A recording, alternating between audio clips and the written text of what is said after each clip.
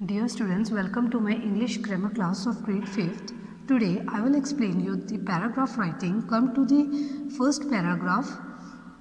Let's begin. Books as companions. Books are our never failing friends. They stand us by us through thick and thin. जो books है वो कभी भी हमारी false friends नहीं होती, वो हमारे साथ हमेशा खड़ी होती है चाहे कोई भी सिचुएशन हो. They laugh us when we laugh, वो हमारे साथ लाफ करती है जब हम हंसते हैं. बुक्स भी हमारे साथ हंसती हैं. They sympathise with us when we weep, जब हम रोते हैं तो बुक्स हमें सिंपथी शो करती हैं, अफेक्शन शो करती है, अफेक्शन ऑफ लव शो करती हैं. आवर फ्रेंड्स मे डेजर्ट अस, हमारे जो फ्रेंड्स हैं वो हमें धोखा दे सकते हैं, बट जो बुक्स होती हैं वो ट्रू फ्रेंड्स होती हैं. वेल्थ में take us to the wings, जो वेल्थ है वो हमें बहुत ऊंचाई तक लेके जा सकती है, but books always remains faithful to us, जो बुक्स है वो हमेशा हमारे साथ फेथफुल होती है. The help given to us by books is never lessened, जो हमें हेल्प बुक्स से हमें हेल्प मिलती है वो कभी भी कम नहीं होती. Let it corrects our outlook on life, ये हमारी जो लाइफ की आउटलुक है उसको ठीक करती है.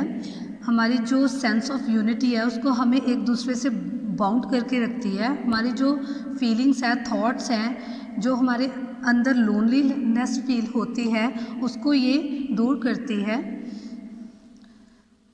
We gathered some positive points in our mind. Books are the products of master minds, जो बुक्स है वो प्रोडक्ट्स हैं मास्टर माइंड्स, ये मास्टर माइंड्स हैं जो बुक्स हैं. They are the store house of the knowledge, जो बुक्स है हमें ये प्रोवाइड करती हैं various sources of knowledge. Books जब हम बुक्स रीड करते हैं हमें बहुत सारे नॉलेज होती है इससे.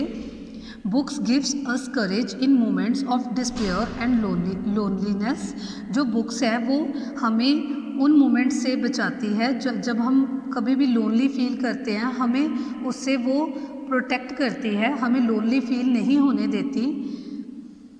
Books amuse and entertain us, जो बुक्स है हमें वो एंटरटेन करती हैं.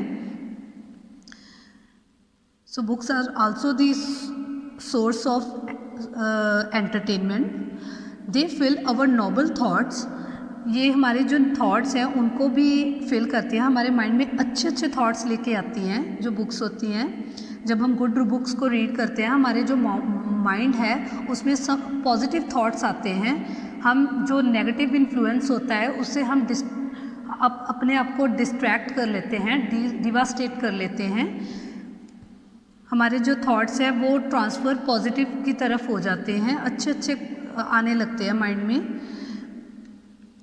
True books always add to our knowledge of modern times, जो आज के मॉडर्न टाइम में की नॉलेज है, जो ट्रू बुक्स हैं, अच्छी बुक्स हैं, वो हमें मॉडर्न टाइम की नॉलेज को प्रोवाइड करती हैं. However we have to be aware of bad books, जो बैड बुक्स हैं हमको उनसे अवेयर होना चाहिए. ऑलवेज हमें गुड बुक्स को रीड करना चाहिए rather than bad books. So students, this is all about the paragraph writing. First, now we will discuss the next paragraph. Now come to the second paragraph. A visit to a historical place. A visit to a historical place is very educative. It instructs as well as entertains us. जो historical place है वो बहुत educative होती है. Educative का मतलब होता है कि जब हम नॉलेज प्रोवाइड करते हैं वो हमें इंस्ट्रक्ट करती है और एंटरटेन करती है. I am found of visiting historical buildings, मुझे हिस्टोरिकल बिल्डिंग्स में विज़िट करना बहुत अच्छा लगता है. Last year I went to Agra to see the Taj, last year मैंने ताजमहल विज़िट किया. We saw the ruined glory of the red fort and Sikandrabad, मैंने वहाँ पे जाके देखा रेड फोर्ट और Sikandrabad. In the evening we went to see the Taj, evening time मैंने फिर ताजमहल विज़िट किया. I had heard a lot about the beauty of the ताज, मैंने हर्ड किया था, मैंने सुना था कि ताजमहल की ब्यूटी के बारे में. But reality surpassed the description that had been given to me, जो रियलिटी है उसने मेरे को बहुत ज़्यादा रियलिटी की डिस्क्रिप्शन प्रोवाइड कर दी, but reality surpass the description that had been given to me. जो रियलिटी थी उसने मेरे को बहुत ज़्यादा डिस्क्रिप्शन प्रोवाइड कर दी। It is a wonder in marble, a specimen of Mughal art. It was built by Shahjahan in sweet memory of his wife. ये जो ताजमहल है ये मार्बल का बना हुआ है और ये शाहजहां ने बनाया था अपनी वाइफ की मेमोरी के लिए। It is made of white marble on the bank of river Yamuna. ये वाइट मार्बल से बना हुआ है, इसका जो मार्बल का कलर है वो वाइट कलर का है और ये यमुना रिवर के पास में बना हुआ है।